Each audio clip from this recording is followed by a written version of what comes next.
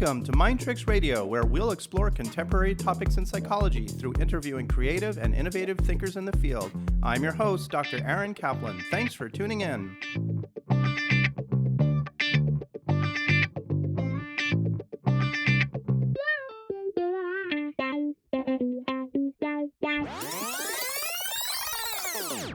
We're here today with psychologist Dr. Skip Rizzo, Director for Medical Virtual Reality at the Institute for Creative Technologies and Research Professor at USC Davis School of Gerontology and USC Keck School of Medicine, Department of Psychiatry and Behavioral Sciences.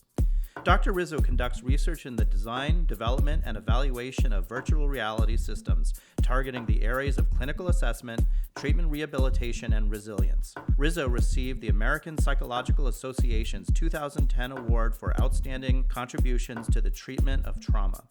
Rizzo is currently examining the use of VR applications for training emotional coping skills with the aim of preparing service members for the stresses of combat. Skip, welcome to the show. Yeah, thanks for having me. I'm really excited to speak with you today. You know, I've had an interest in a virtual reality therapy for some years. I started dabbling a little bit with it in the early 2000s, back when actually it was probably a bit of a dinosaur back then compared to where things have gotten in the last decade or so. And I'll be really interested in hearing your thoughts about sort of the state of the art virtual reality and its applications in therapy. And I'm familiar with you because I've been part of your listserv for many, many years. I'm not sure when you started that thing, but you've been in the forefront since the very beginning. Yeah, that's been around, the VR Psych listserv back in 1997. We started it. You know, this is really back in the Stone Age when probably anybody doing work in VR was on it, and it was probably about 100 people. Right. Yeah, let's start with talking briefly about what is virtual reality for people who are not real familiar with it. And then we can talk a little bit about how virtual reality has been applied toward the development of medical and therapeutic applications. Well, there are a lot of definitions of virtual reality. I tend to always start off with bringing it down to basics as at its core, a advanced form of human-computer interaction, a methodology that allows us to interact with computers and complex data in a more intuitive and natural manner. Now, branching off from that, you've got so many different variants of it, but the two primary variants are non-immersive and immersive. And, you know, a lot of people will debate these points. You know, sometimes definitions end up, the definitional tail wags the conceptual dog, but right. You know, basically, when I think of non-immersive VR, I think of stuff you deliver on a flat screen computer, you know, not unlike, you know, Call of Duty, World of Warcraft, you know, any of these online activities where you can interact in a 3D graphic virtual environment. Yeah, sure. And I'm sure any gamer would tell you that it's very easy to get really, really immersed in a two-dimensional game space. Absolutely. I mean, if you have good, compelling content and a reason to be in it, you know, you suspend disbelief and you lose, you know, your perception or awareness of your surroundings, as we see many times when people are really involved in gaming and so forth. Sure. And then on the other end of the continuum is, you know, what we typically call immersive VR, and that is, you know, most commonly delivered in the VR headset, where you're occluded from the outside world, and the headset is typically tracked in a fashion that allows your head movement or navigation in the virtual space to update the graphics in real time and create the illusion that you're actually in that environment. Sure. So just to get a visual, are we talking like a person has a headset that they're putting the goggles over their eyes and they're seeing something through the video that appears to be three-dimensional to them as they're turning their head and looking around? Right. A spherical video is typically made with a multi-camera system that captures 360 by 360 realistic spaces. You know, I have a small one that I duct taped to my motorcycle helmet and went on a wild ride on my bike. Nice. With it. and you put on the headset, and it's sort of like the vomit comet because you're not getting any internal cues to your ears about the inertial movement on the bike, but you're seeing Right. all this visual stuff fly by you, and it's kind of like riding a rodeo bull. I show it to people. I say, let's see how long you can stay in it before you start to feel a little woozy. Right. Well, you're down there in Southern California, so I imagine the title is something like riding a Harley through the Mojave Desert at 12 a.m., right? That sounds pretty cool. So Skip, tell us a little bit about your background. How did you get into all of this virtual reality business? There's an old saying, if you want to make God laugh, tell your plans. And it was unplanned. It was just a collection of events that steered me in this direction. But I always had sort of a nature to look at things that involve media and to consider how, in my chosen field in clinical and neuropsychology, that we could, use media in ways that would engage a user or a patient or a research participant in content that goes beyond what you do with traditional talk therapy or verbal expression. I remember back in the late 70s when I was in graduate school, there was an article in Psychology Today talking about phototherapy. Mm-hmm. It was the idea about using photography in the therapeutic process, giving patients a camera, an Instamatic or an instant Polaroid camera, and giving them homework assignments to take photos of things that were relevant or things that challenged them and so on.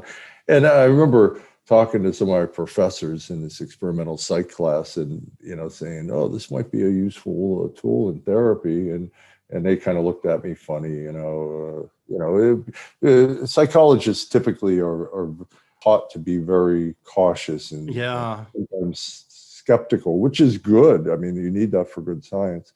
Well, anyway, so I always had this nature to look at those kinds of things. And finally, I started working, once I had my doctorate, I started working in brain injury rehabilitation. And I got very frustrated early on in the limitations of the kinds of tools that we had to help people recover their cognitive functioning after a car accident, a brain injury due to some kind of blunt force trauma or a stroke or post-surgical loss of function, whatever it was, central nervous system dysfunction in this way. And basically, back in the late 80s, early 90s, when I was doing this work, it was limited to paper and pencil workbook exercises, some, physical mock-ups of environments, but, very, very primitive stuff. And one day, one of my clients came in, and I think it was around 90, 91, with a Game Boy, and he was all excited. 22-year-old male, had a car accident. I think it was probably a drunk driving car accident because he was pretty impulsive. But he was unable to really focus on any of these kinds of rehab tasks for more than 5 or 10 minutes. But here he was with his Game Boy glued to it, playing Tetris. And I watched him for 15, 20 minutes while he was playing it. And it was like, if we can ignite that interest, that focus, that engagement with an activity, but direct it towards a rehabilitation exercise, then we might go somewhere. And you could make the case that Tetris is a visuospatial training activity. It focuses people's attention, so it might train attention a little bit. But I started thinking more about computer games at that point. And I had a Nintendo NES system. I had the game SimCity, which, if you've ever played it, it's really quite an interesting executive function type activity where you've got to plot a strategy, implement it, monitor it. Things change over time in the environment. And I brought that in, and my clients just were like ducks to water, the ones that could learn the interface, because the interface was a challenge. You had a Nintendo gamepad, and you had all these complex controls. But for the folks that were high enough in terms of their functioning to learn that, they gravitated to it. And I thought it was a great activity, but I wasn't doing research. I was just doing clinical practice at that time.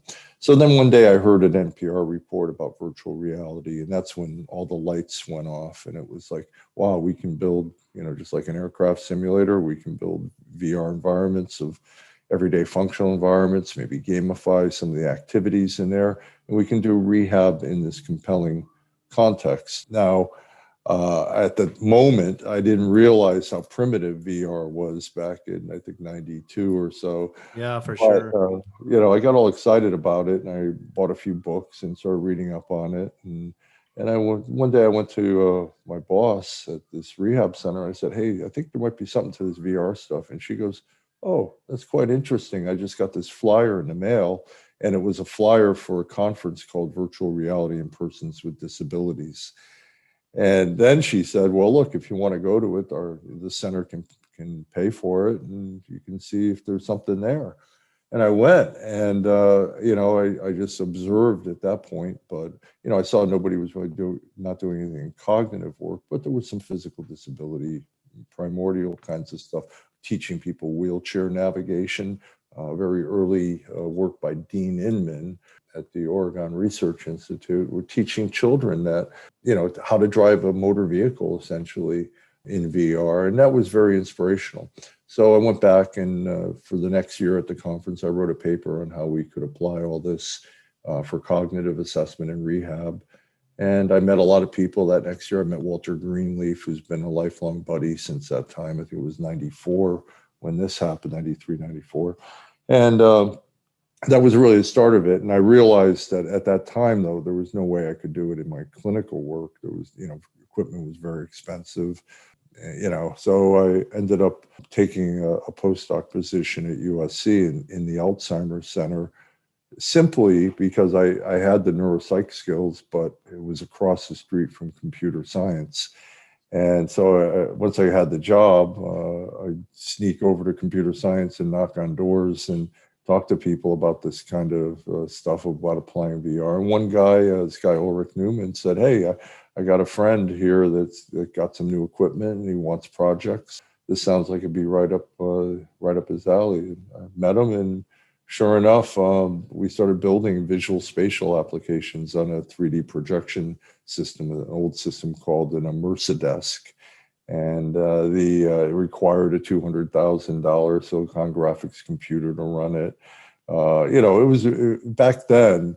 The vision for VR may have been sound, but the actual implementation, the technology just wasn't mature to really do great things. You could do some things well, and so VR kind of slipped into what the Gartner Group calls the trough of disillusionment. Like it's a hype cycle of emerging technologies where there's a lot of hype and excitement, what they call the peak of inflated expectations on the front end. Everybody's all excited, best thing since sliced bread. But then when people actually try it and they realize it's not ready for prime time, then it slips into this trough. And then if the technology does have some value and it can be evolved, which was the case with VR, it moves up what they call the slope of enlightenment towards the plateau of productivity. Mm-hmm. And I didn't realize it would take so long. I thought, oh, by 2000 we'll be rocking, and it finally went off of the Gartner Group chart. It languished in the trough of disillusionment to 2017, Mm-hmm. and then it shot up. What happened in 2017? Oh, I think it was the advancements in VR headset technology, primarily driven by the initial Oculus Rift applications and headsets, developer kits, and all that, and then all the other companies that jumped in. And that is really where we're at today. We're in a renaissance where all the enabling technologies to deliver compelling VR, whether it's the computing, the computer graphics, interface devices, display technologies, have all advanced sufficiently at the same time to the point where we can deliver high fidelity VR on a low cost, even standalone system, a headset that doesn't even require a computer. All the processing is done on the headset.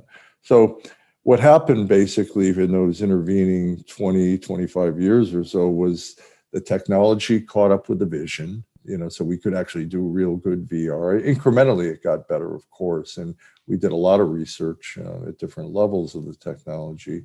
But the other thing that was important, particularly in the clinical area, is that the research evolved, that there was a large growing number of people that saw the potential value, bought into the vision of clinical VR, and started doing research. And so we right now stand to have probably the largest, most evolved scientific literature of any VR use case in the area of mental health and rehabilitation and other areas of medical application. So we're in a really good position now where we have the science to guide us to some degree or to inform further research questions. And we have the technology to be able to do it at a relatively low cost. Yeah, amazing. And I want to talk with you a bit about some of the research and the different areas of applications for VR therapy and some of the mental health and medical areas in a few moments. But I've got to say, Skip, you were a real visionary because you spotted the applications for this way back as early as the 90s. And I don't know, was it frustrating for you to just see like, oh, there's so much potential here, but the technology is not quite there? And you didn't give up? Like, gosh, I would have been, I think I would have been real frustrated. I often say that if I wasn't so delusional then and thinking that by 2000 we'd be good to go, I might have chickened out. So let's talk a little bit about, I want to start with some of the mechanisms of action for VR therapy. And you've written quite a bit about this. And I'd like to talk specifically, there's these different areas of exposure, motivation, distraction, measuring, and engaging. And maybe we could spend some time briefly on each one of those to say, how are those effective, those different pieces in different aspects of VR therapy? If you want to talk about expose, we're talking about Sure. exposure therapy. We're talking about exposing people to things that they are fearful of. They have a phobia and they have an irrational fear of something, helping them to confront that fear and eventually, get over it. And we're not talking about real fears that are based on real threat. We're talking about, fear of public speaking, fear of heights, fear of flying, things that really don't pose a heck of a lot of threat to people, but it impairs their life because it makes it so they can't do things in the everyday world. Sure, like the irrational phobias that people have that they typically come to therapy for. Yeah, exactly. And so, and there had already been a very solid literature in that area doing this therapy and imagination. Close your eyes and with guided imagery, the clinician Yeah. or the patient would describe that I'm in a glass elevator now and I'm going up the first floor of this hotel and I feel my palms getting sweaty and all this, stuff. But VR was a perfect match for that. And that's one of the core application areas where you see the most research because people were doing it in 1993, 94 actually, but particularly the fear of heights. So the expose thing is, it started with phobias, but now people do things with substance use disorder for what they call Q exposure, where you put people that are going through rehab for an addiction problem in context, VR context that activate an urge state, but they're in rehab so they can't use. So they're trying to reduce the potency of that stimuli by repeatedly exposing a person, raising that urge level, but then they can't act on it. And by doing that repeatedly, the theory is anyway, and there's some research that support it, that when they're cut loose in the real world, those external cues have less potency to drive them to use. So Skip, walk me through this a little bit. A person puts on a VR headset has substance abuse issues, and they're in this virtual environment where there are potential triggers and they're practicing some skills to not engage in substance abuse activity. What would that look like?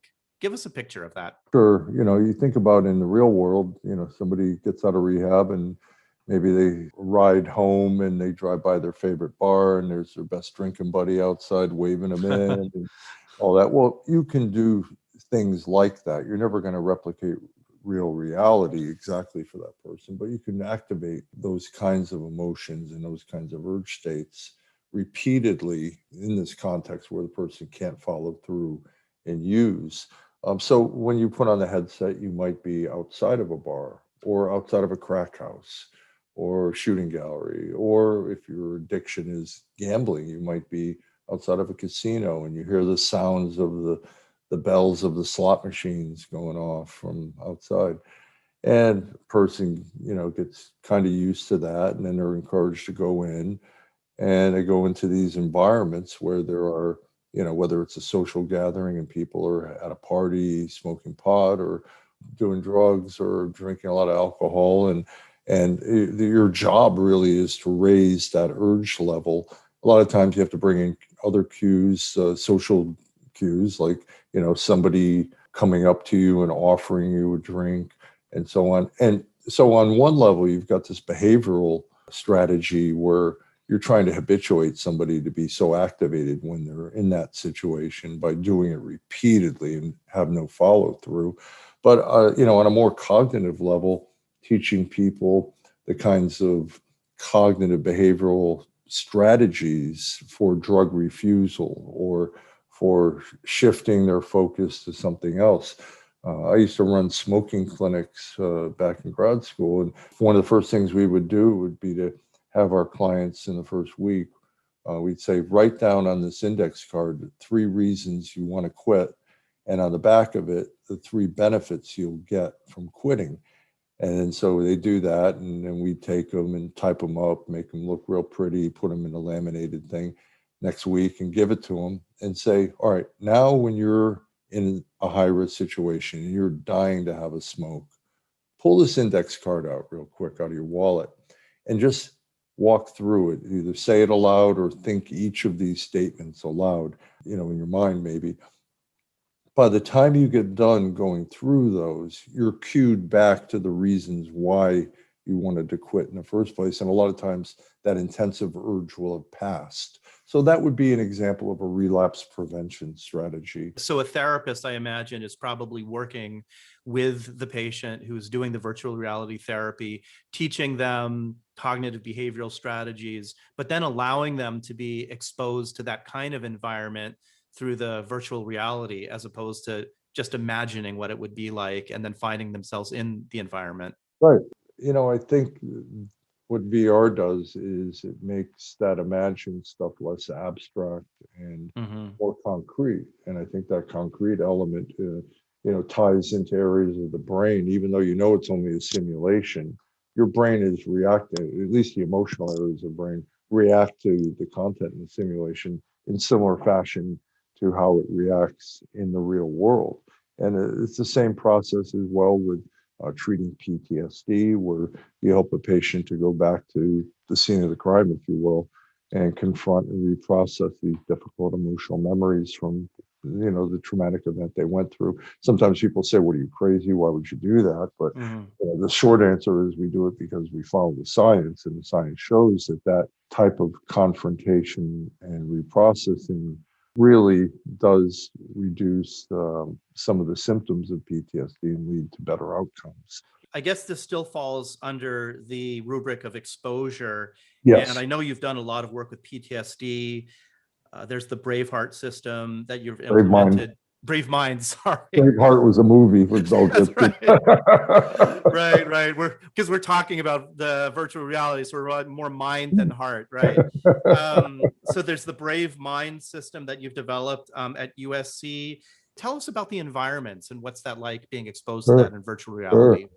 Well, with combat-related PTSD, we follow, and this is sort of a methodology for most good VR, clinical VR, is that you follow the already existing evidence-based approaches that are theoretically informed. And prolonged exposure done in imagination is a standard evidence-based approach for treating PTSD, where the patient, again, closes their eyes, they imagine they're back where they were traumatized, back at the scene of the crime, and they narrate their experience as if they're there again, not in retrospect, but I'm walking down the streets of Iraq, Fallujah, and I'm noticing a guy in a window and he's on a cell phone, and I see him do something, and all of a sudden there's an explosion across the street from me. A car is blown up, and my best friend, a fragment from the car hits him in the head. He's unconscious, and I'm screaming, I don't know what to do. And spoken in the first person as it's happening right then and there, you go through these things repeatedly with a good clinician there. And the idea is not to avoid thinking about or going to places that remind you of these traumatic events, because you end up generalizing it to everyday civilian situations. And it makes you anxious going anywhere. You can't sit in a restaurant with your back to the door, or Right. go to crowded markets or anything like that. And eventually it's so distressing that people start to funnel their life down to in a very small way. So we're helping people to circumvent that avoidance, but we do it in VR. So what we have is, at this point, for combat related, we have 14 different worlds or contexts that are the start point. You can put somebody in an Afghan village in a remote area, or a busy marketplace in Iraq, or in Afghanistan, because there's a little bit different architecture and clothing of the people there. You can put people in an industrial zone, or a slum area, or a forward operating base in a mountainous area, or driving a Humvee down a desert roadway or a mountainous roadway, or a US desert environment as maybe a toe in the water. And you can put a person in any of these worlds that is relevant to the kind of context that they had a bad experience in. And then once they're in there, then the clinician has a control panel that allows them to modify in real time all the core elements of the experience. So the time of day, the number of people in the scenario. Were you driving the Humvee, or were you a passenger in the back seat, or up in the turret, or were you in an MRAP, or any of these different types of vehicles?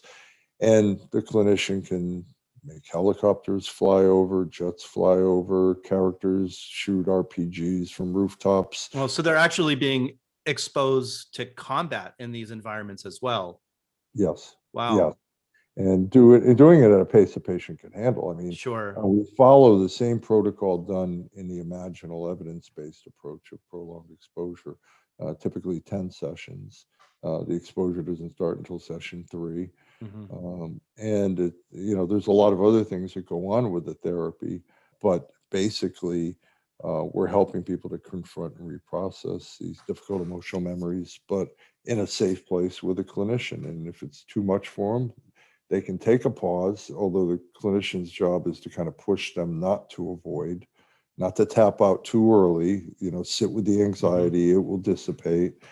Um, and eventually, you see a person gets to a certain level in one session, and then they come back the next week, and the memory and the experience is sort of reconsolidated during that period.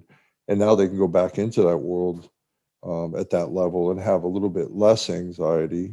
And gradually, one of the things you want to see is a progressive reduction in anxiety. It's probably always going to be anxiety provoking, and certainly we're not erasing memories. People are always going to have bad memories of their trauma experience, but we're trying to make it so that those memories don't limit the person in their current life, which is likely not anywhere near as threatening.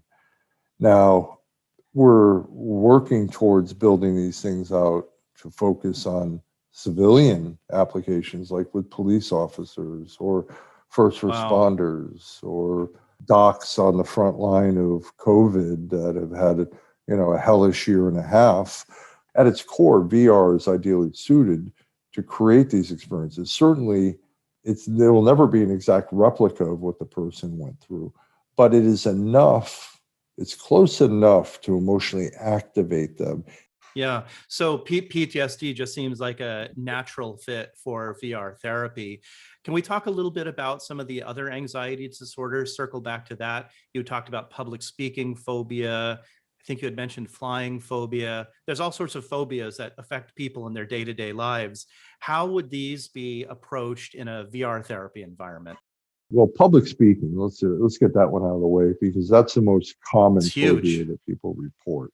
Basically, in that treatment, you're basically putting people at a podium or in some other speaking engagement in a conference room, and you can systematically manipulate the number of people in the environment. You can manipulate their demeanor. Are they nodding their heads as you're talking, or are they looking down, checking their cell phone, or are they shaking their heads negatively? You can manipulate all that. People with Uh, public speaking phobias that are really severe pass up job opportunities. They pass up opportunities to present at right. conferences. they don't do a lot of things that they would really benefit from if they could do it. At the minor level, everybody's got to some degree some public speaking phobia, but it's really debilitating at its worst. Absolutely. So, but then take another example, like when we Hmm. talk about threat, a realistic threat. There's a lot of people that have Yeah. fear of flying, and a lot of times they might fly, but they take a couple Xanax, they have Right. cocktails, and for say business travelers that have to be on on the beam the next morning at 8 a.m. for a business meeting, that might not be the best approach. And there's some people who certainly don't fly. Now, people say, well, flying is dangerous. Well, if you actually look at the risk, you find out that there's something like, I don't One in know, 10 million flights is a fatality. I know that because yeah, I have a yeah, patient with flying phobia that we looked into some of those statistics. So it really is an irrational fear. exactly. Yeah, you'd have to have 15 flights fall out of the sky every day to match the number of people that Right. die in motor vehicle accidents. And these people don't think Right. anything of driving in a car. So, like you say, it limits their engagement with life. And a lot of people want to get over it because they have to fly or they want to fly. They can't drive everywhere. And so what that looks like is, you start to address in VR all the anticipatory anxiety scenarios. And I've seen many of these applications, but I've seen a couple where it even starts off you're in a room with a Mm. suitcase, packing a bag. Sure, because anxiety is anticipatory in nature. It starts way before you get to the airport. Right, exactly. And then, you go through the airport and finally you're on that plane and you take a bunch of flights and sometimes they're nice and smooth and no problems. But in some of these scenarios, you can click a button and there's turbulence or somebody's crying in the seat next to you or, all these kind of provocative Yeah. triggers that help a person to go through. And look at it. It sounds very dead simple, but it is a complex condition. But the answer really is helping somebody to confront these fears and doing it repeatedly enough where the brain doesn't trigger. I mean, we're talking about Hmm. amygdala activation, the fight or flight or freeze mechanism in the brain. With these folks, before treatment, that thing is firing like crazy. You've done some research to actually see how the brain is looking while somebody is doing VR therapy. Well, my colleague Mike Roy at Walter Reed did a study pre and post PTSD exposure therapy where you're in an fMRI magnet and they present images and videos from our content. And this is before and after treatment. And you actually see less activation in the amygdala and increased activation in other areas that modulate emotion. So you see all the things happening in the brain that we would predict in terms of managing stress. Some people, I know a guy partnering with now on a proposal to NIH. It's what he's doing, what's called very brief exposure. I think they've done this previously. I think it was spider phobics. And they present an image of a big hairy spider, but they present it in a sub-threshold perception level where it's maybe 10 milliseconds Oh, immediately wow. followed by a neutral stimuli. Like a subliminal kind of subliminal message. Right, right. And the interesting thing with that is that you see when you're looking at the brain, when it's being presented, the user doesn't report seeing the spider. They report seeing the neutral image that's Wow. presented immediately after. But the Wow. brain sees it. You see the Right. amygdala spikes during that short period. So it is getting into the brain. This is not reaching a level of conscious perception. And he actually showed later on in a behavioral avoidance task that people were more inclined to have a spider closer to them after all these times. So he's looking at this like, why do we have to put people through this kind of suffering and this fear conditioning or fear deconditioning when we could do it automatically? Man, Skip, that is super fascinating research. Could you imagine just being able to flash microsecond images of feared stimuli and not torment the patient with it and have that work? Like that's fascinating stuff. Amazing. Yeah. I'm Yeah. interested in some of these other ones. OCD, for example. What are OCD environments look like?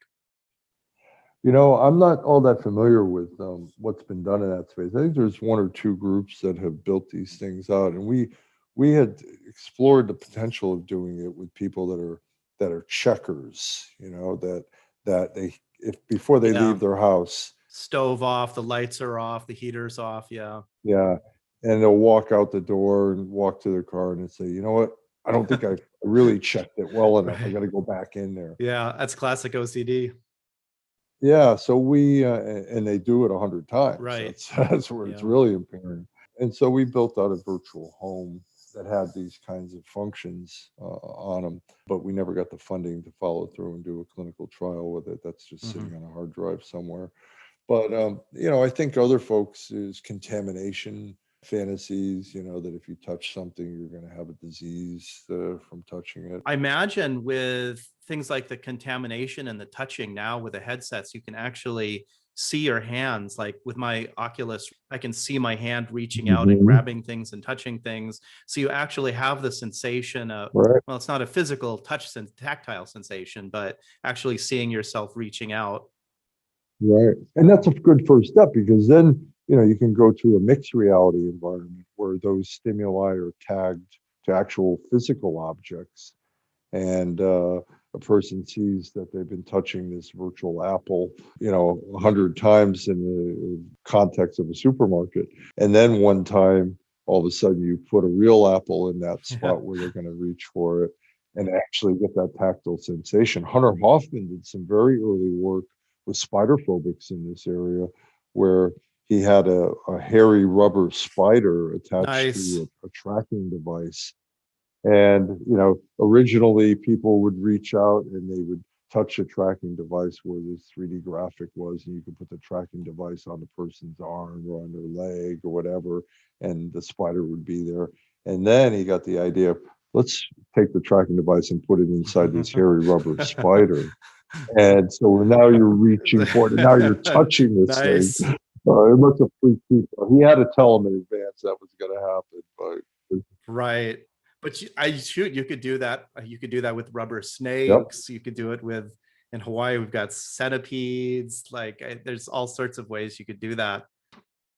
Let's move on a little bit. There's these other ones, motivation. Yeah. What kinds of VR environments and treatment applications do we use motivation for? Well, motivation is really about the concept of helping people to engage in activities that they find very boring, Hmm. repetitive, or frustrating, like when somebody has a stroke and they have to do physical therapy, and they're it's Tedious. very difficult. I mean, yes, and when you have your therapist there with you for your 1 hour a week, they can motivate you, they can encourage you, they can get you excited to do it, and then they'll say at the end of the session, all right, when you go home, I want you to do 100 of these exercises twice a day. Mm, And some people may do them, but for the most part, the adherence to these regimens is notoriously low. sure. Very low. Start to fade off. And we know that in good physical and occupational therapy, it's about repetition, repetition, repetition. The more you do, more you're going to reacquire function, or maybe even change brain function in a positive way.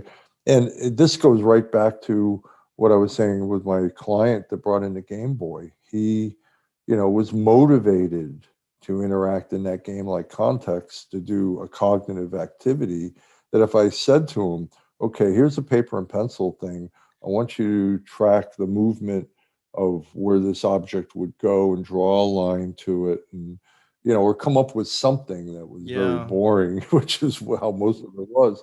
They wouldn't put their heart and soul into it and do very many of those repetitions. But playing sure. Tetris, it's a game, you get all kinds of stuff. You've got that area of motivation for doing very, again, boring, repetitive, and frustrating rehabilitation activities. That's one of the core treatment areas with VR and one of the core assets.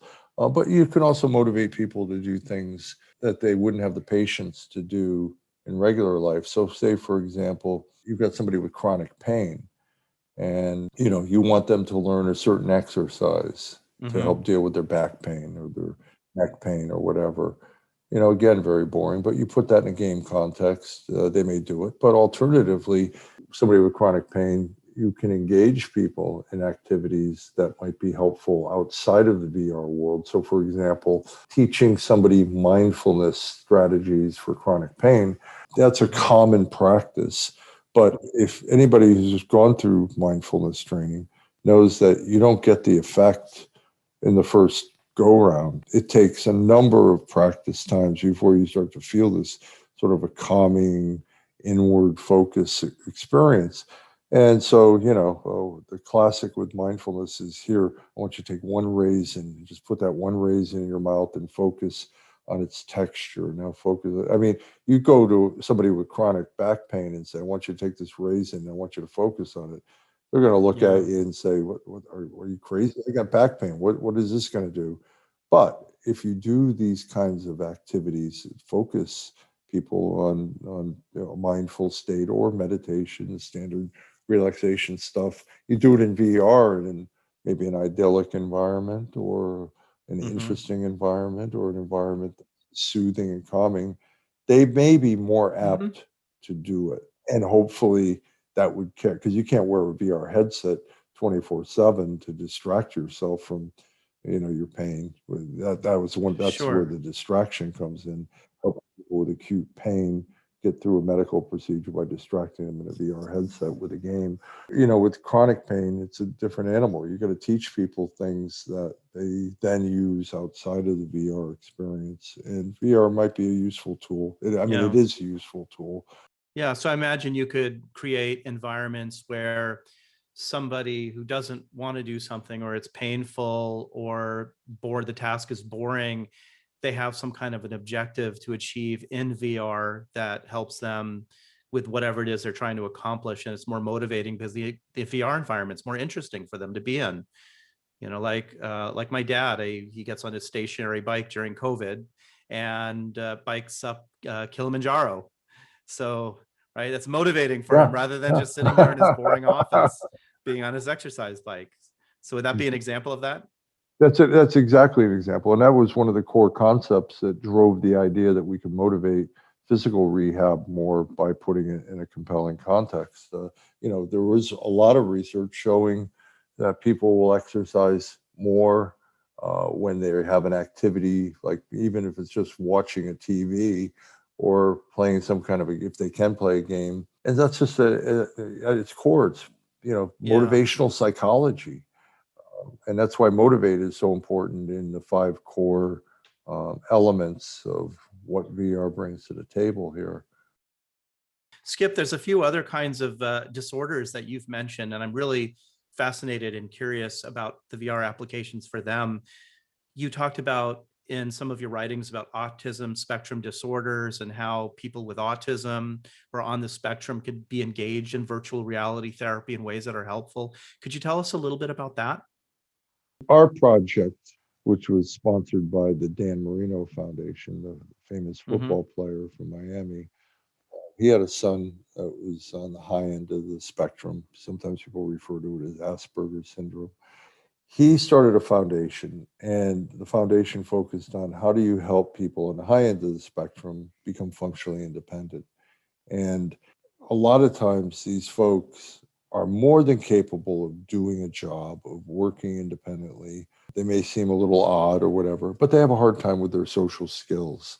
And that impairs them or impedes them from going on a job interview or being effective on a job interview. So we built a job interview scenario with multiple interviewers, different age, gender, ethnic background, different context, whether it was an office job or a restaurant job or a warehouse job and so on. And then each character could be set at three different levels of provocativeness. So you could have this one character that starts off very nice, soft touch interviewer, then practice with that. And once you get a little more confident, you crank her up to neutral or crank Just her up downright to rude. hostile. You know? Yeah. Yeah, exactly. Very rude. We tried hard on that, and we could draw from our own personal experiences in the lab. All of us had a horror Yeah. story for a job interview.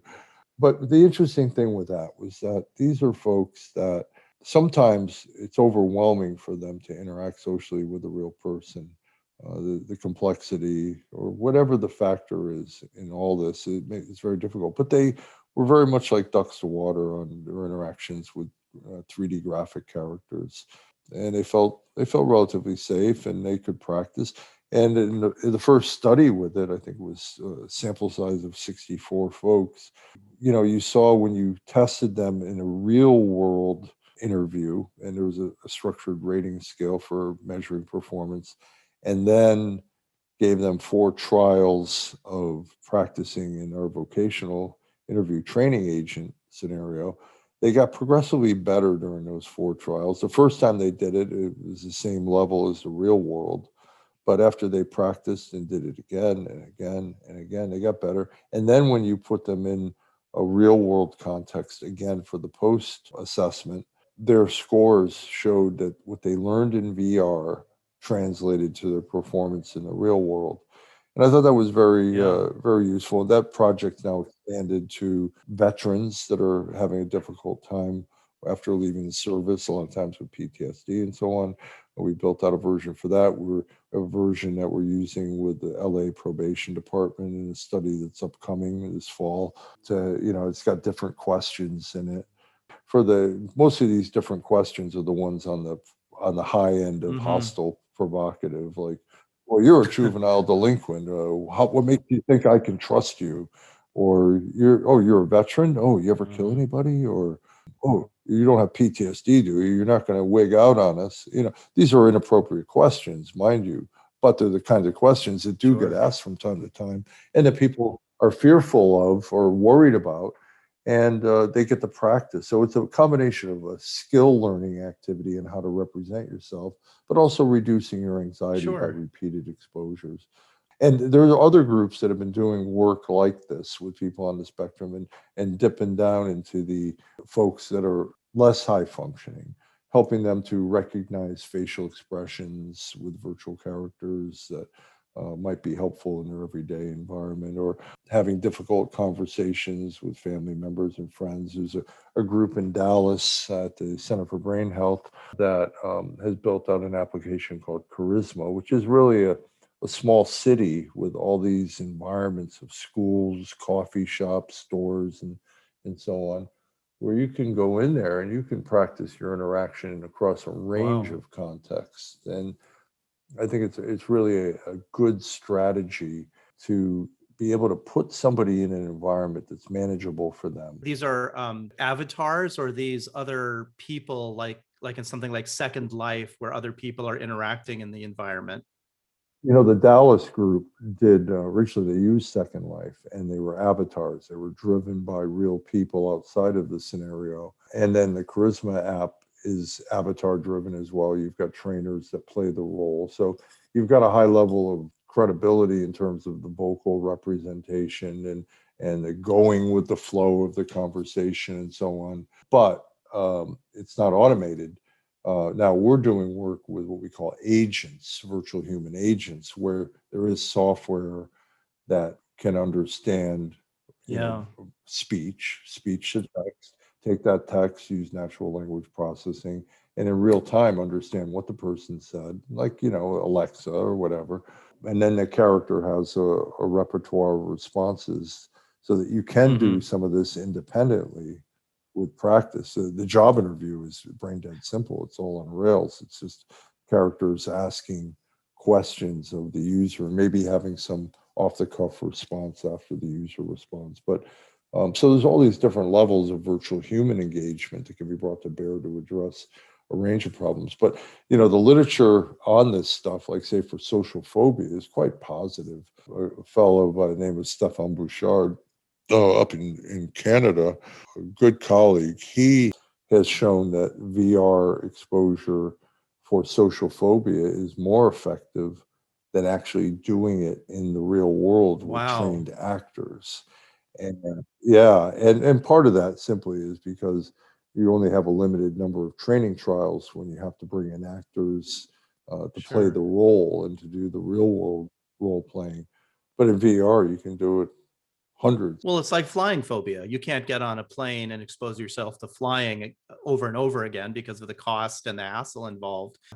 Right. And you were mentioning something else that I think is really interesting, and that is the VR technology has really boomed in the last few years, as you mentioned, but I'm sure there must be a convergence there with AI technology as well, because as AI technology improves, that can be applied to the VR technology, and we can have avatars that are driven by AI, and I'm sure that the environments will really benefit from that. I think the introduction of AI into VR applications, whether it's to drive a virtual human that you can credibly interact with, or if it's studying, if the AI algorithm can study your performance, say in a rehab task, and then automatically update the challenge level so that it keeps you in what the gaming industry refers to as Mm, the flow channel, where the activities are not too hard that you feel crushed, but not too easy that you feel like it's a walk in the park. And so, can AI software detect automatically what your performance level is and then make it just a tad harder, enough that you can still kind of do it? And if you fail, it makes you want to get back into it. I'm going to beat yeah. that thing, kind of thing. So, there are a lot of ways that AI is brought to bear, but I think with virtual humans, as you mentioned, that's going to be one of the mega areas, but it'll also be the area with the most controversy. And definitely in the clinical space, when people talk about, oh, the potential to use AI and virtual humans to create virtual therapists, people's head explodes when they hear Right. that. All of us may be out of a job in the near future. Yeah, well, and that's a pragmatic worry. I don't think it's Yeah. gonna happen that way, but I certainly believe that for strategic interactions with patients at a time when a clinician is not available, they may serve some function. I would never, at this point, I would never say, oh, you're depressed. Here, download this software package and talk to this virtual character and then call me in Yeah. 2 months. Tell me how it went. But by the same token, you only have Right. 1 hour a week with a patient. What if you do, your evidence-based cognitive behavioral therapy for depression in that hour, and then you say, all right, twice this week before our next session, I want you to practice your self-compassion skills in this virtual context. Here's an Oculus Quest or Vive Focus, whatever, and take that home with you. And the software is installed. You just turn it on, and now you're going to have a provocative situation that you've already talked to me about that is triggering your depressive Sure. and negative self-talk. And so, in that context, I could see AI being quite valuable. But at this point, I'm an old school person. You got to have a clinician on the front end to do a proper diagnosis, to develop a treatment plan, to begin the implementation of that treatment plan, and to monitor the changes that occur with that treatment plan so that you can make sure your patients are getting the proper benefits. If you can sneak in a tool or two like these virtual simulations and expand the impact of your face-to-face time, Yeah. then I'm Well, all we do that for that. anyway, Skip. I mean, if we're seeing a patient with it's Yeah, homework, go homework. out and go into a grocery store, touch a couple of apples before you pick the one you want to buy, go to the cashier, stand in line, pay for your apple. I mean, these are all part of the homework experience anyway. So if you have the opportunity to do it virtually, then that's great. And this goes back to the point about what we're doing is we're using this technology as a tool to extend or amplify the methodologies that are already theoretically informed or scientifically, evidence-based. But we have one big advantage, and that is the patient doesn't Yeah. have to leave their house.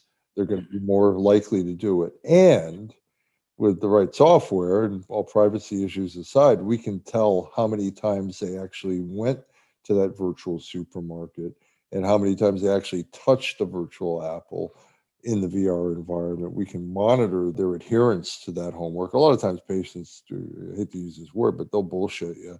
They'll say, oh, did you do your homework? Oh, yeah, I went to the grocery store. I did a nosedive into a bushel of apples. Right.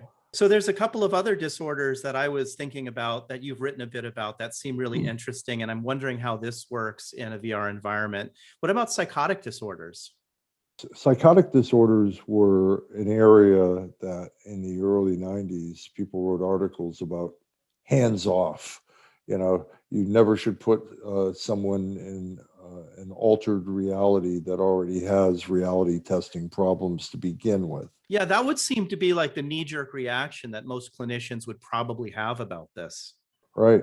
And certainly, it's a case by case basis. People with florid psychosis that are completely out of touch with reality. I'm not sure if VR is going to be able to help them, but there's a lot of people with, various levels of schizophrenia that have perhaps paranoid delusions about what people are thinking about them when they go into public places, and those things they ruminate on it, and they go over. Well, Dan Freeman at Oxford has done a couple of studies where he's taken folks with paranoid delusions and put them in common contexts with various levels of virtual people staring at you or not staring at you, going into a subway or a virtual elevator, and so on, and implementing standard cognitive behavioral strategies that are applied for this kind of cognitive reframing or reappraisal, and implementing that using the VR context as the Yeah. obstacle course, if you will, and getting good outcomes.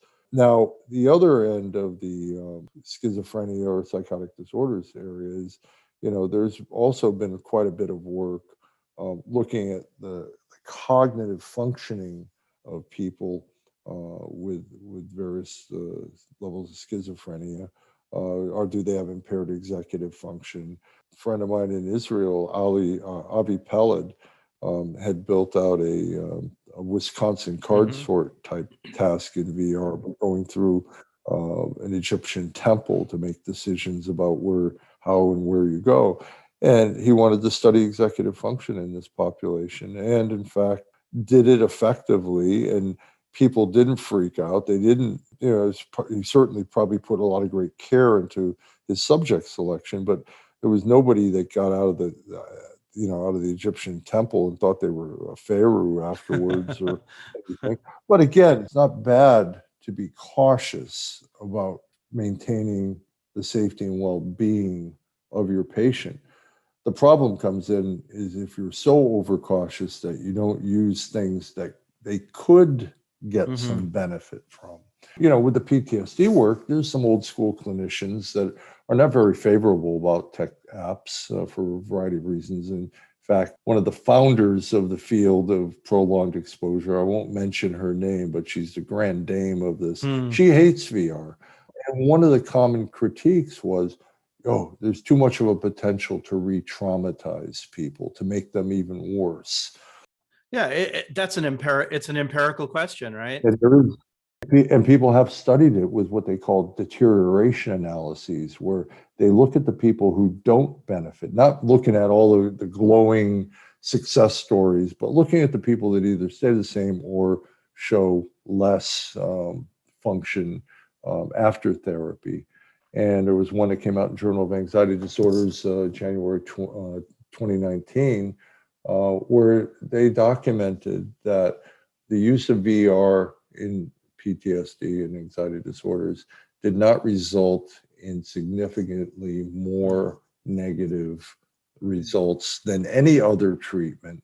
And Deborah Bidell at University of Florida also tracked down people that had dropped out of PTSD therapy, like thinking that they dropped out possibly because it was too much for them and it freaked them out, and they ran out the door and now they're hiding in their house. Well, she tracked down a large percent of these folks that had dropped out of her program 1 year later, and coaxed them in to do a full-scale PTS assessment, and found no difference whatsoever in their entry-level status and their post status, and that it was no different compared to traditional therapy with people. We know prolonged exposure has a high dropout rate. It's not for everybody, or maybe people are thrown into the deep end of the pool a little too early and they're not adequately prepared for what the rigors. I mean, it's hard Yeah. medicine for a hard problem, confronting traumas, and perhaps VR Yeah. can adjust that, maybe do things gradually in a controllable fashion to ease someone in. But anyway, the point being, we haven't seen it. Now, certainly it could be the file drawer effect where these negative effects maybe get written up, or nobody reports them. We don't know that. But as far as the documented science in this meta-analysis on deterioration in Journal of Anxiety Disorders, that wasn't found to be the case. Yeah, that's great. So treatment efficacy aside for a moment, there's really not a whole lot of evidence that it's harming anybody. So, Skip, how about depression? I think earlier in the interview, you were talking about self-esteem and self-talk and mindfulness. Have you seen any studies or work done specifically on depression? Yes, there's really innovative work being done. I believe it's at University College in London. I'm forgetting her first name, but a woman by the name of Falconer, that's her last name. Falconer et al. 2016. That was, I think, what you cited in your paper. Yeah. Right. And there's a newer one, there's a Mm. 2019 citation as well. One of the principles of cognitive therapy for depression is that these folks are depressed partly because they have poor self-compassion, that, when they do something badly or poorly or not up to some standard, they tend to blame themselves. I'm a bad person. I'll never get any better. There's a negative bias and all that. When they are successful at something, they write it off as just a fluke. I got lucky, or it won't happen again that way. Yeah. Probably I'm doomed. All that kind of stuff. What they did was like a body swapping activity in VR, something you can't do any other way. And basically what they did is they coached these patients in self-compassionate thinking. The core of cognitive behavioral therapy is it's not the event in the world, but what you tell yourself about that event. And that people have faulty automatic thoughts that automatically drive a negative feeling state or emotion. And so they coached them on these negative thoughts and how they interpret their experience in a more compassionate way. And then they put them in a virtual environment where their task was to go in, and there was a child in the virtual environment that was in a state of stress. And they said, go in there and you're going to see this child very upset. I want you to talk them down. I want you to be compassionate and talk to them in a way that'll help soothe them. And so I've got a classic video of this where you got a person in there and they're saying all the things they were coached on, like, look, these things don't always go on forever. It might not be your fault. All more rational kinds of ways that you should talk to yourself maybe when things aren't going so well. So they do that for a bit. And then all of a sudden they flip a switch. And now that patient is in the role of the child. And what plays before them is the virtual version of themselves as an adult standing up above them, and all their bodies being tracked. And it's a replay of what they just said with an embodied delivery of themselves saying it. And they find that in that study from 2016, I think it was only 16 patients, but they got pretty good results in teaching that. Now, some people may say, and I certainly said it at first, well, why not just have a person record compassionate thoughts?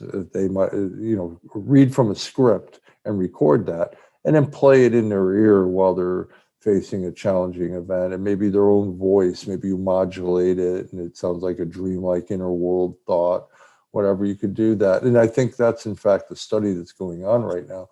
But the key element with the VR is that you're embodied in the character. You're experiencing it. So we're experience crafting, if you will, to perhaps go beyond what you could get from a simple audio recording. It's an empirical question whether it's going to be better or whatnot. But certainly the work with body swapping and embodiment has moved forward in other areas. I know that Mel is doing a study with intimate partner violence, where a spouse may be threatening to their partner and hostile and everything. So there's a great video on YouTube with this, where they show a guy who was sent by the court system to the lab, and they have him act out what he thinks is a common conversation he might have with his wife or his partner. And they provoke him. They say, well, she's, disagreeing, or they role play it out. And that person is, the offender is like, starting to yell and use threatening body language and so on. Then they pop the person in the role of the victim, pop that guy in there, and then have their avatar come in and come at them like a raging bull, or It's like empathy training, sort of. Exactly. And I'm not sure if you could do that with simple video, but I think there's something about the embodied element of being in a context that I can totally see it, Skip. I really agree with that. And I'll tell you, in my practice, I don't know if this is the correct clinical term for it or not, but I call it an empty chair technique. And yeah, okay. Yep, And that's the right term. so you see this all the time where, patients will hold themselves up to a higher and rigorous and harsh standard than anybody else on the face of the earth. So you have them pretend like they're Right. talking to somebody else and counseling them and comforting them and showing compassion as they would naturally do. And then you say, well, listen to what you're saying them. Why wouldn't you say that to yourself? And let's practice that. But this virtual environment with the avatars that we're talking about, it's basically accomplishing that exact same thing, but in a more realistic setting. So I can really see the benefit of that and the efficacy of it. So that's just amazing work. I think it's really the next generation of VR treatment and clinical care, whatever, Yeah. how you want it, wellness is going to involve virtual humans in these types of contexts that people can practice and it can role play. And there are so many opportunities here to rule it out by somebody thinking in an old school way that, oh, that's a natural, we don't want people interacting with virtual buddies or companions. Well, what if they don't want to interact with real people anymore? It's like, I don't think it's going to work out that way. If, and the people that would happen, like people used to say this about autism when people practiced on Second Life. There were a number of Second Life applications and social gatherings for people on the spectrum, one site called Brigadoon. And they'd say, oh, that's great. Now they're going to spend all their time online interacting behind the facade of an avatar. Well, maybe that practice, and people did like it. They enjoyed it. They did spend a lot of time. Maybe that practice is good for them and it'll generalize to the real world. But also the people that are going to be, addicted to that. If they weren't addicted to that, I would put my money on that they were addicted to some other solitary activity. They were probably sitting in front of their Xbox for Sure. 10 hours a day, or Well, this is the classic knee-jerk fear about any new technology and Yep. how it's going to adversely affect the population. This comes up all the time, right? You've probably seen this every step of the way Yep. since you became interested in technology and clinical work. Totally. I mean, fortunately, notoriously a bad listener sometimes, so I didn't pay a lot of attention to some of that. But there's a lot of things I did pay attention to, because there's a lot of pitfalls, a lot of ways that you can screw up with virtual reality. You got to listen to people that have been around the field for a long time and have good clinical insights, but not also realize that they're not always right. You got to base it in science, but sometimes you go with your gut and try things out, as long as you try to have a scientific rudder here to guide you. Now, I can tell you about my next adventure that I'm sure many people are going to be very critical Yeah, of. let's hear it, Skip. I'm working with a group called Virtual Psychedelic. Wow. And the concept here is it feasible to integrate virtual reality with psychedelic therapy? Now, 5 years ago, I might have hid in the closet about that, or not, or in fact, I said, you don't want to combine two harebrained schemes because you're painting a bigger bullseye on yourself. But in reality, the state of psychedelic therapy is very promising right now. There was a study just out of Johns Hopkins. This is not just a bunch of old hippies shooting from the hip. These are real scientists from the MAPS group and from Johns Hopkins, and I think Columbia has a program. But they're studying the implementation of various types of hallucinogenics or, psychedelic drugs like ketamine, psilocybin, LSD, MDMA, ecstasy. And just last 2 weeks ago, a really solid, well-controlled, randomized controlled trial looking at PTSD and use of ecstasy had a very powerful impact. There's another study that I just came across where a large sample of people who had done very controlled psychedelic therapeutic experience, very controlled, you're there 6-8 hours in a room, you've got plenty of staff to look out for you and to guide you and so forth. Something like 68% of the people that went through that cited their psychedelic experience as in the top 5 of their most meaningful life experiences. Wow. And the data is coming in pretty nicely on addressing depression, addressing end-of-life issues, the PTSD work, substance use. There's some good data now. So I just want to think, before I go into the harebrained scheme too much, I just want to say there is science now in the psychedelic domain, and it's endorsed by the government. FDA has looked at this as an investigative drug level thing, no longer in that category of you go to jail kind of thing.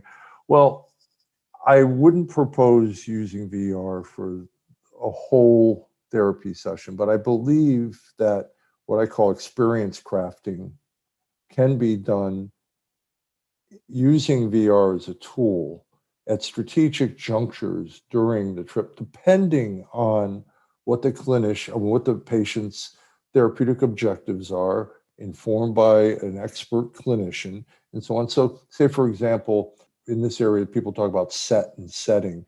The set that you have for going into this, what do you expect? What are your expectations? And how does the setting affect how the experience occurs? Well, you could do pre-treatment set crafting in a way that shows a person what they may see perceptually, not Mickey Mouse's jumping all over the place, but not florid hallucinations, but some of the perceptual shifts that go on and some discussion of what their inner state might feel like, and better prepare people in advance of the experience to get the most out of it. Then sometimes people get very anxious in the beginning when they're coming onto some of these drug experiences. Maybe there's ways to help them to relax and coast into it in a way that reduces fear and puts them in a state of readiness as they move forward. And then we're talking 10, 15 minutes here. We're not talking about strapping a headset on for 8 hours. And then maybe after a person goes through the peak of the experience, and then they kind of coast down, where people report a lot of insight that occurs, or a lot of different ways of thinking, or a reduction of their standard defense mechanisms and how they interpret life, their automatic cognitive thoughts that they use to protect themselves, sometimes in a maladaptive fashion. And those things get stripped away. That's fertile ground for maybe doing other things, whether it's talking to an avatar about something that's intimate, or talking to an archetypic character that represents, somebody that scorned them, or when they finally get to say what they want to say, or other types of experiences. So I just did a talk at a conference on this, and I laid out kind of a roadmap for the types of VR experiences that could be brought to bear, and the model being things like whether it's an physically active application or passive application, whether it's surreal or hyper real, whether it's directive therapy or more free-floating relaxation, mindfulness, meditation, guided imagery stuff. And there's a whole model that lays out the juxtaposition of different ways VR can be brought to bear on this stuff, not as the be-all, end-all, and it's not a magic formula. If you throw these two things together, you're going to get 4, but rather a model that will help guide the research, and perhaps in clinical practice, we may see better outcomes. And maybe there's things that you do in the psychedelic session that you can do in VR that then after the session, you can go back to those virtual experiences outside and promote generalization from the session to the everyday life of that Mhm. person.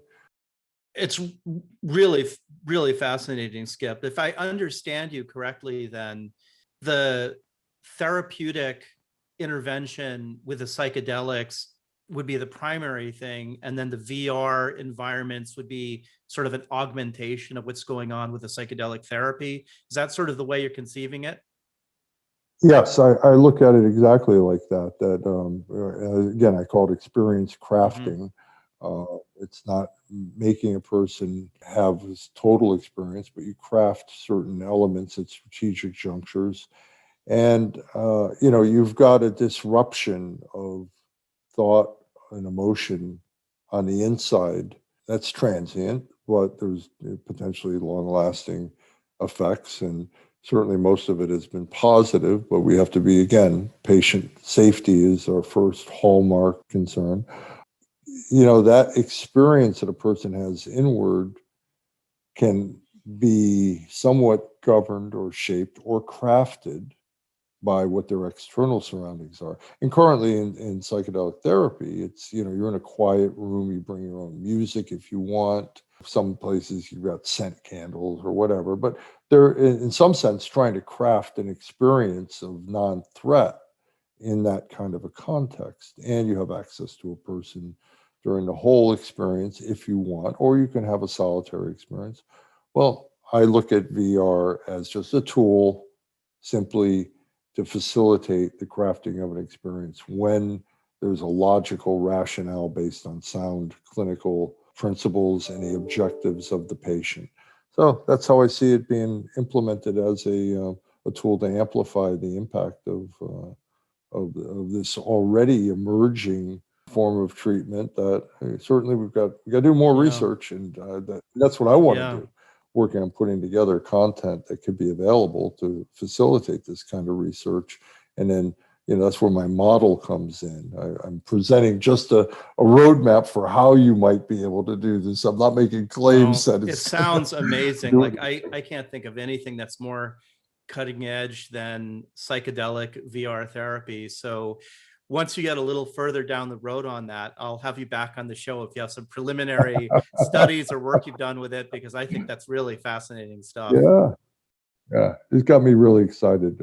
I think there's some potential here. Yeah, for sure. But again, there's going to be a lot of people very critical, and I really waited to come out on this concept until I felt there was now a sufficient safety and clinical efficacy literature on the psychedelic. Well, Skip, when there's a lot of people that are coming out with hesitations and concerns about it, probably means it's a great idea. So I wish you luck with that. Skip, it's been a wonderful conversation with you about virtual reality and its applications for therapy. I've really enjoyed it. Thanks so much for coming on the show. Hey, thanks for having me. These were very thoughtful questions that you had, and I enjoyed our conversation. Thank you. Thanks, Skip.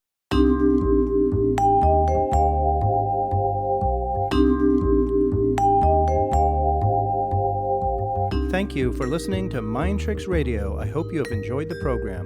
For more information about Mind Tricks, please go to my website, www.waikikihealth.com. Please be sure to subscribe to Mind Tricks podcast and accompanying blog to be notified of new episodes of Mind Tricks. Please be sure to follow Mind Tricks on Facebook by following and liking posts by myself, your host, Dr. Aaron Kaplan.